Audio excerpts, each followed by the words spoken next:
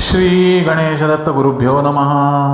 स्थावरं जंगमं व्याप्तं यत्किंचित् सच्चराचरं तत्पदं दर्शितं येन तस्मै श्री गुरुवे नमः.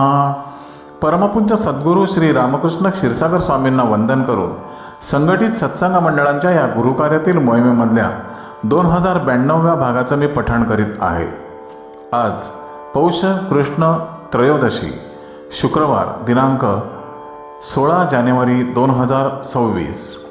उपदेशामृत संग्रह भाग 9 या ग्रंथातील भगवान श्री दत्तात्रय सत्संग मंडळ मुंबई दिनांक 21/6/1997 बैठक क्रमांक 209.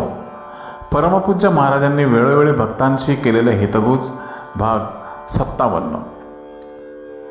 श्री गणेश दत्त गुरुभ्यो नमः. या विश्वात परमात्मा हा कायम अव्यक्त स्वरूपात वावरत असतो व तो आत्म्याच्या रूपाने जीवामध्ये व्यक्त होत असतो आणि अखेरीस त्या जीवाचे देहाचे इहलोकीचे कार्य पूर्ण झाले की तोच आत्मा पुन्हा अव्यक्त अशा परमात्म्यामध्ये विलीन होतो. याचाच अर्थ ती शक्ती सर्व ठिकाणी एकसारखीच असते, परंतु केवळ आचरणाने तीच शक्ती भिन्न वाटते. सर्व पंथीयात तसेच पशुपक्ष्यांतही तीच शक्ती कार्य करीत असते.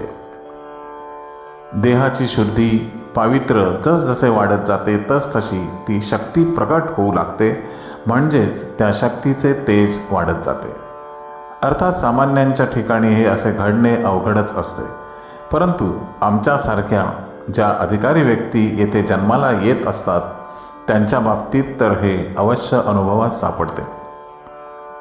सामान्यांनी जर षड्रिपूंवर ताबा मिळवला तरच त्याची पात्रता वाढू शकते, पण हे फार कठीण आहे.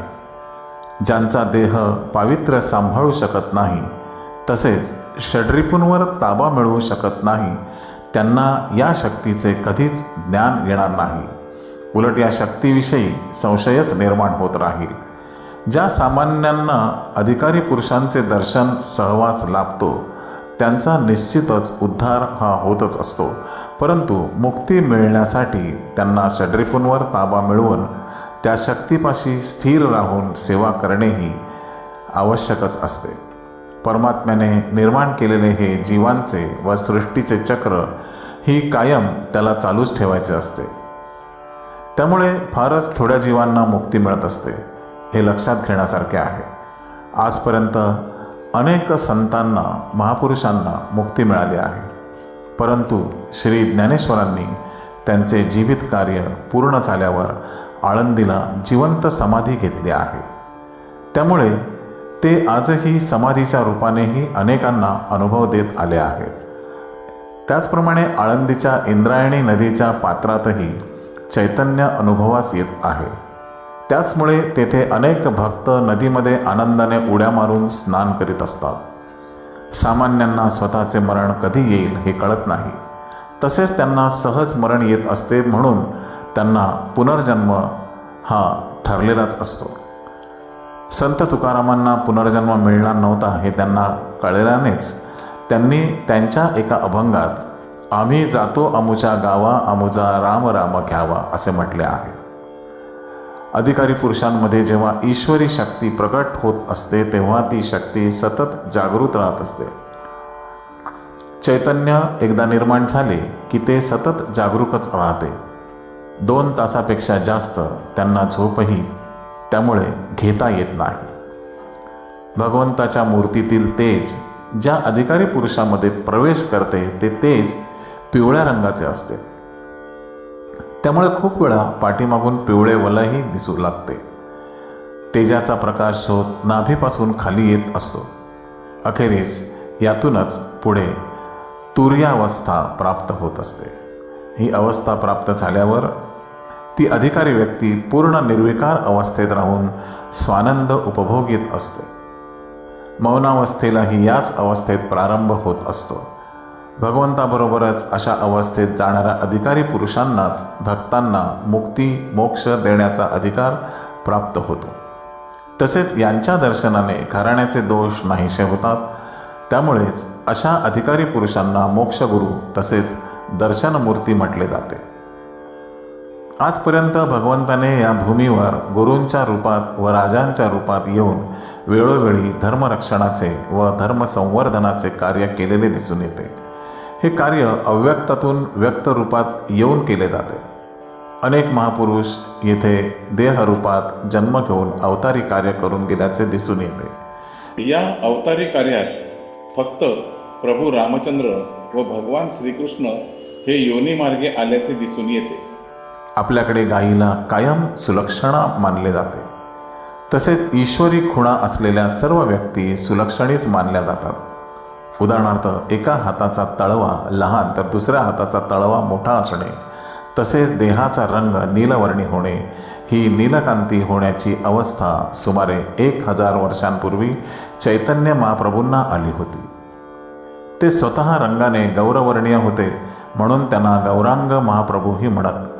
आजपर्यंत अनेक थोर श्रेष्ठ संत महात्मे होऊन गेलेले आहेत, परंतु असा देह नीलवर्णीय होणे त्यांच्या वाट्याला आले नव्हते. संत मीरा ही सुद्धा सुलक्षणीच होती. ती क्षत्रिय वंशाची असल्यानेच स्वभावाने निर्धारी होती. अनेक संकटे तिच्यावर आली तरी तिने भक्ती सोडली नाही व त्यामुळेच ती अखेरीस भगवंतामध्ये विलीन होऊन गेली. तिचा देह वृंदावनामध्ये कुठेही सापडला नाही. आजपर्यंत भगवान श्री विष्णू व भगवान शिवाने अव्यक्तातून व्यक्तरूपात येऊन अवतारी कार्य केलेले दिसते.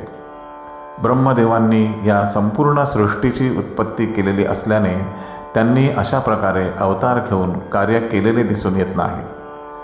सुलक्षणी माणसे जनावरांना वासावरून ओळखता येतात.